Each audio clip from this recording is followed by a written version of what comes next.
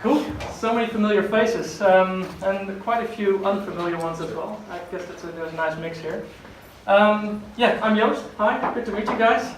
For those of you who don't know me, I fill two roles within Energized. And actually, there's one specific role that I don't fill, and that's a speaker role. And I want to start with that because I read an article the other day that said that Holacracy is very rigid, right? If you have an action or something needs to be done, then you need to first find which role does it and then hand it over to that role and wait if they want to accept it and move from there. Well, Diederik, who fills our speaker role, couldn't make it, so I said, oh yeah, I'll do it. So that's pretty flexible, right? So there is no such thing as the rigidity that people put out there in those articles. And yes, there is some rules and guidelines around it, but hey, I think this is a living example of the flexibility of it rather than the rigidity of it.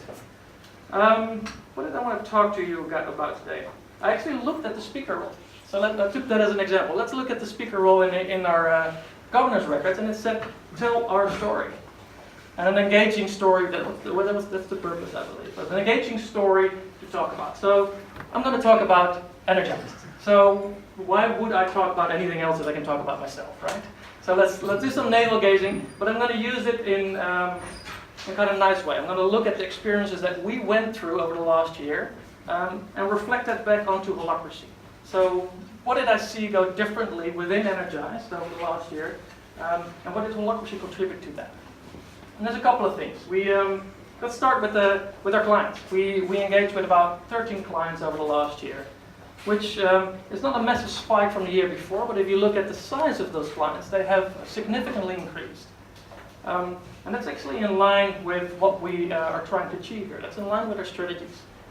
That does come with a couple of new challenges that we're faced with, and I'll talk about more about that a little bit later. But I think the real interesting part about that is that we don't have to drive to increase the number of clients that we work with by definition, which you probably see with normal organizations. If you get a new client, engage with them and move forward. We actually hire our clients. We look at our clients and say, hey, is that a client that fits our purpose? And if that's not the case, then we won't start that project. And that's quite an exciting different change from what you see with conventional organizations. We're very critical and we reassess that fit at all times. So that's I think, a nice way to look at that statistic. Another statistic, we added 2 partners to Energize over the last year.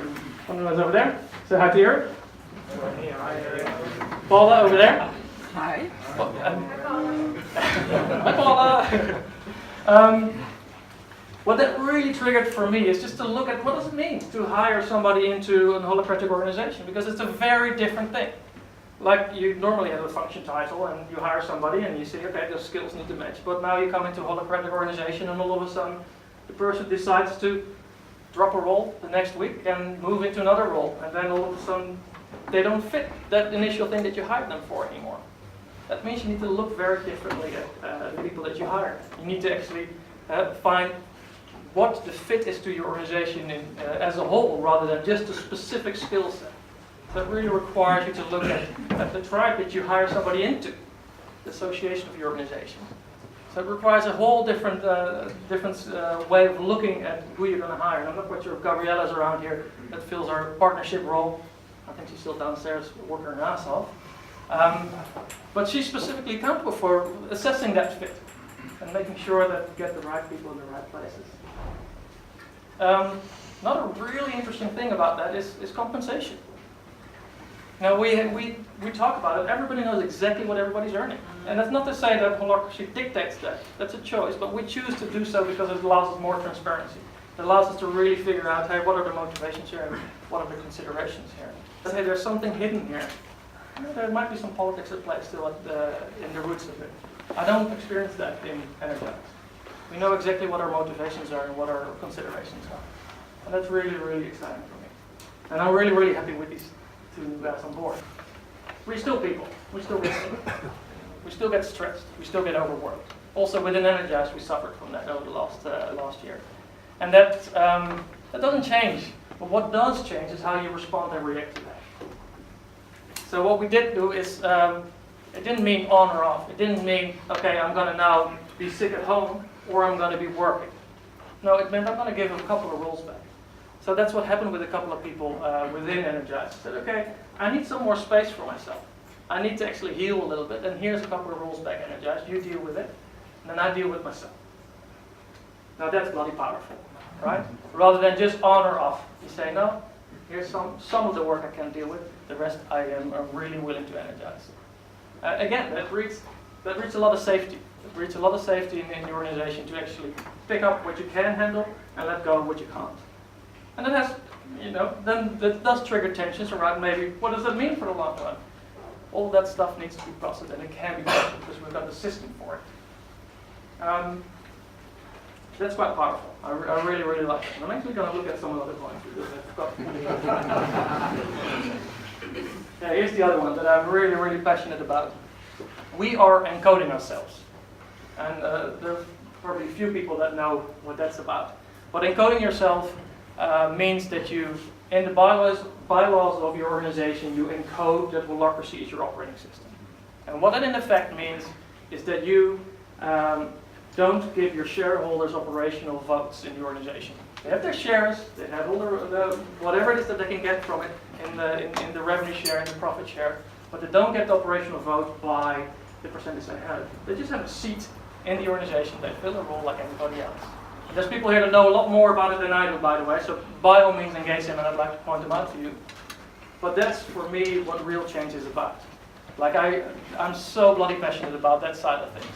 To really say, hey, let's, because the incentive, right? If you incentive for shareholders, the organization gets bigger, is often really just the profit and growth. Gabriella, she invited us for open feedback. She fills the partner role, and I think it came out of partner role, right? Partner feedback, yes. Partner feedback role, there you go. Partners. So she triggered us at the end of the year. Guys, let's have a look at the past year and give each other open feedback. And we're going to share all of that feedback amongst each other. So we did, and I think all of us just took a moment, and it was actually quite a scary thing to do, to really look at everybody around you, and we gave feedback to the people. We didn't just give feedback to the roles, we gave feedback to the people. Like celebrate the qualities, what do you want to see more of, and what do you think somebody can improve on. We openly did that, and then we opened it up to each other, and looked at it all together. I'm not sitting at the desk actually, we just got an email and looked at it, and we all replied the same way. Geez, that's bloody powerful. And where I was quite scared to start with, to really fully, openly do that, it's so empowering. It creates so much safety to work from, and that really touches upon maybe my main topic when it comes down to Holacracy. That people often say it's an impersonal thing, like it doesn't give any space for the personal aspects of what the organization has to offer. And that's not true. It gives lots of space. It just separates it clearly and really says that's where it belongs and that's where you need to pay attention. Just let's pull it out of the operational decision making so that we can decide onto purpose and then take care of the people whatever else you need to do outside of that organization, into your tribe or your interpersonal relationship or whatever it is that you need as a person. So that's, maybe that's the thing I want to end with. So whenever anybody says Holacracy is impersonal, they just have only been trying it for a couple of months. Talk to them again in years, and then they will say something else. I think that's what I want to share with you tonight. Thank you very much.